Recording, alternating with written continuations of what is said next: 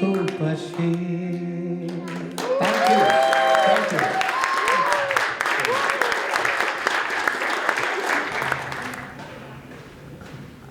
1975 সালের এপ্রিলে Deutsche Welle Bangla পথ চলা শুরু করেছিল কোলন শহরে। ঠিক 50 বছর পরে আজ আমি দাঁড়িয়ে এই বন অফিসে।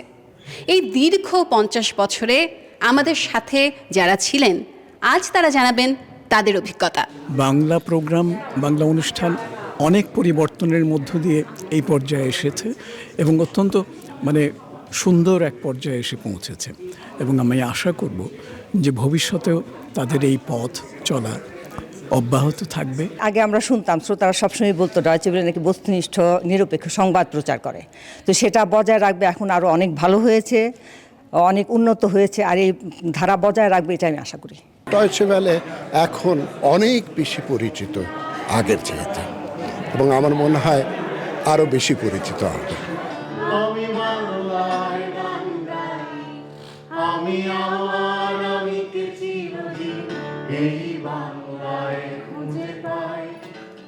জলছবি রমসা স্কুল ছুটির ভস্মিরা রূপকথার পায়রাদের গল্প বল।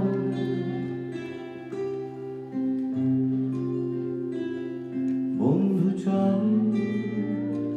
আমি মনে করি যে কোনো রেডিও কিংবা যে কোনো গণমাধ্যমের প্রথম এবং প্রধান শর্ত হওয়া উচিত তারা যেন মানুষের জন্য মানুষের কথা বলে। মানুষ যে কথাগুলা অনেক মানুষ বলতে চায় কিন্তু বলতে পারে না, যে আওয়াজটা পৌঁছায় না পুরো পৃথিবীর কাছে, ডয়চে ভেলে যেন সেই মাধ্যমটা হিসেবে কাজ করে মানুষের মানবতার জন্য। এই পৃথিবী জুড়ে যে মানুষ এখন হাহাকার করছে, চিৎকার করছে, সেই হাহাকার চিৎকারের যে ভাষাটা সেটা যাতে ডয়চে ভেলের ভাষায়, কারণ ডয়চে ভেলের অনেকগুলো ভাষাভাষী জানালা আছে, সেই জানালাগুলো দিয়ে যেন সারা পৃথিবী জানতে পারে মানুষের কথা। এই মুহূর্তে সংবাদ আমি বলবো খুব চ্যালেঞ্জের মুখোমুখি সারা পৃথিবী জুড়ে।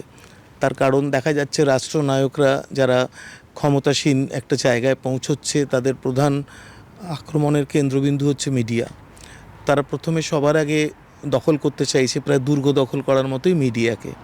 ফলে মিডিয়ার এখন সত্যি এমন একটা অবস্থা যে সে রাজ অনুগ্রহ পাবে বলে অনেক সময় তারা আত্মসমর্পণ করছে। এটুকুই বলার যে ডয়চে ভেলে যেন সেই জায়গায় না পৌঁছয়। সংবাদপত্রের বা সংবাদ মাধ্যমের যে নিরপেক্ষতা, সে নিরপেক্ষতা তার যে চতুর্থ স্তম্ভ হয়ে ওঠা গণতন্ত্রের, সেই আদর্শটা যেন বজায় রেখে ডয়চে ভেলে চলে। নানা আয়োজনের মধ্য দিয়ে ডয়চে ভেলে বাংলা তাদের 50 বছর পূর্তি উদযাপন করলো। এখানে এসেছিলেন সাবেক অনেক সহকর্মী, হয়েছে অনেক আনন্দ অনুষ্ঠান। অনুষ্ঠানে বিশেষ অতিথি হিসেবে ছিলেন জলের গানের রাহুল আনন্দ এবং চন্দ্রবিন্দুর অনিন্দ চট্টোপাধ্যায়।